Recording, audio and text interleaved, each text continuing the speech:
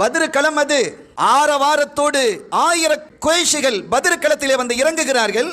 அதற்கு முன்பாகவே ஸல்லல்லாஹு அலைஹி வஸல்லம் பத்ருக்கு வந்து தண்ணீர் துறைகளை கைப்பற்றிட்டாங்க. அவங்களுக்கு தண்ணீர் இல்லை.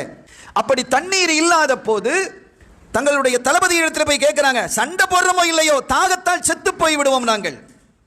அப்படிப்பட்ட ஒரு நிலை எங்களுக்கு ஏற்பட்டிருக்கிறது. இப்போது தண்ணீர் தேவை. தண்ணி இல்லை. உணவு இருக்கிறது, உடை இருக்கிறது, ஆயுதங்கள் இருக்கிறது, வாகனங்கள் இருக்கிறது, பணம் கொட்டி கிடக்கிறது, தேவைக்கு அதிகமாக எல்லாம் இருக்கிறது. ஆனால் தண்ணீர் இல்லையே.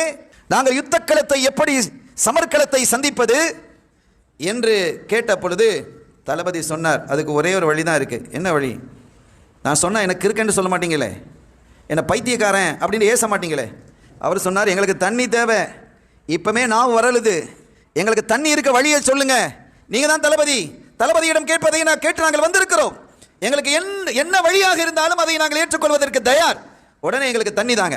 நேரம் முஹம்மது ஸல்லல்லாஹு அலைஹி வஸல்லம் அவர்களிடம் சென்று தண்ணீர் கேளுங்கள். கொஞ்சம் யோசிங்க சகோதரர்களே. யாரை அழிக்கணும்னு வந்திருக்கிறாங்களோ அவங்கள்ட்ட போய் தண்ணியை கேட்க சொல்றார்.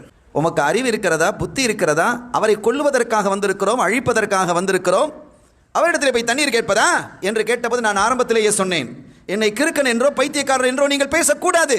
உங்களுக்கு தண்ணீர் தேவையா, அங்கே நீங்கள் செல்லுங்கள் என்று வழி இல்லாமல் போனாங்க.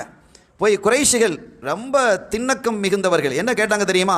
உங்களை கொல்லுவதற்காக வந்திருக்கிறோம், நீங்கள் கொண்டு வந்த மார்க்கத்தை வேரோடு வேறாக பிடுங்கி எறிவதற்காக வந்திருக்கிறோம். ஆனால் நாங்கள் செய்த ஒரு தவறு, தண்ணீரினுடைய ஆயத்தம் இல்லாமல் இங்கே வந்தது. தண்ணீர் துறைகள் எல்லாம் நீங்கள் கைப்பற்றி வைத்திருக்கிறீர்கள், எங்களுக்கு தண்ணீர் தேவை. ஸல்லல்லாஹு அலைஹி வஸல்லம் சிரிச்சுக்கிட்டே சொன்னாங்க தோழர்களை பார்த்து, இவர்களுக்கு தண்ணீர் கொடுங்கள், வீரத்தை நாளை நாம் போர்க்களத்தில் சந்திப்போம். அது வேறு. யாருக்கும் தண்ணீர் இல்லாமல் நீங்கள் அந்த நிலையை நீங்கள் ஏற்படுத்தாதீர்கள் என்றார்கள். இந்த செய்திகள் எல்லாம் நம் இதயத்தை பண்படுத்த வேண்டும்.